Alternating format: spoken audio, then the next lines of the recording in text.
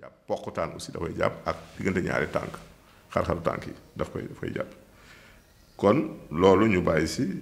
xel fil der bi lemoo daal wala articulation dafa daje di lemu lépp lu muy indi jafe-jafe paume des mains yii da koy laal aussi day laal paume des pieds da koy ndëgguli kon boobu dafay feeñ foofu aussi fi ñuy mujjee cité daal mooy le cuir chevelu mooy bopp bi nay def ay ak si bopp bi di ko faral di tàngal aussi di ko metti léeg-léeg aussi kon loolu mooy psoriasis dañ leen may nag ñetti garab yu si baax benn bi mooy reenu mbër boof benn bi mooy reenu nduur ak bu siddéem mbër boof nduur ak siddéem mbër boof nduur siddéem ngay boole bu nekk ñetti reen nga togg ba mu ñor si litre ndox di ko naan par kaasu ataaya boo ndekkee boo wàññi kooku moom fu mu ko fekk si kàttanu yàlla boo saxee di nga tàggu moom question yi ñu indi woon ñaar la kii daal ku njëkk daal nee na moom yaaf moo ko sonal yaaf muy feebaru sinusite yaaf moom bari na koy jàmbat xam naa nag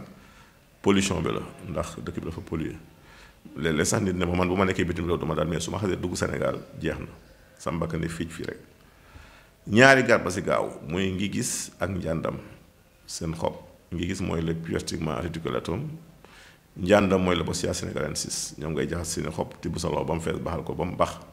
si litre ndox nga sëgg di ko suuroo suba ak ngoon boo ko def si kàttu yàlla nga tàggoo loolu soo amee diwu xabal soda aussi boo demee bay tëdd di ko toqal si baxu bakkan yi baax na soo amee jinjeer aussi léeg nga tëbal xool ci kaat di ko saraxndikoo ba mu dugg nga génnewaat ko lu si am solo la question bu mujj bi kii daal nee na góom moo ko sonal góom daal li si gën a gaaw mooy xobu siddéem moom boo ko si teyee suy ngay xeeri dootoo muy góom bu mën a doon nag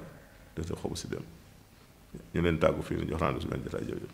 xombal nag fi laa jànge fi laa dale daara kon su ma gisee loo xamante ni mën naa ko def pour mu dundal daara jooju lu ma hésité pour def ko ndax xam ngeen ni daara bokk na si li nga xam ni mooy former doomu adama mooy former nit mooy former xale te xale mooy avenir u réew di ñaan nag yàlla mu yokk doole ji ba ëllëg ñu mën a wéyal action yu mel nii. mën naa ko def pour que loolu jëm kanam du ma hésité pour def ko ndax gis ngeen fi jamono toll gis ngeen fi yar bi toll gis ngeen ni mbir mi demee kon daara bokk na sax xam ñoo war a tabax wala tabaxaat lii doomu adama te rawat na xale yi ndax yar si xale lay commencé lii moo tax ma am mébétu def loolu mais dama siy sant Cheikh nag ndax man nee naa leen mooy sama bët mooy sama tànk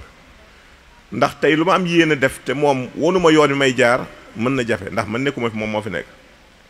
toujours dama koy wax nee naa ko daal man yaa may xoolal lépp loo gis ni jaadu na wala mën naa ko def pour que askan wi jariñu si man du ma hésité wax ma rek ba lu ma mën dinaa ko def ba lu ma dinaa ko wuti li mu wax si sëñ Xaadim aussi di lu wér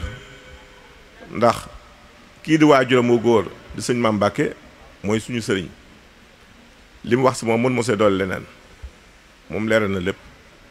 moom it mënuma lu dul lu ma koy defal xëy na jéem ko jaar ki ma gis ndax moom gisuma ko fi mu nekk kii laa gis muy doomam kon lépp lu mën pour def ko si doomam dinaa ko def ngir waajuram woowu ba noppi sëñ Xaadim aussi gis ngeen ni mu jàppalee xale yi ndax xëy na moyens yi demul woon noonu mais mi ngi jéem dama nag àddina man ki ñuy dimbali mooy kiy jéem wax naa ko Cheikh wax naa ko fi nee naa ko saa yoo may joxeel mbir muy asaka muy lu ma doon si dëkk bi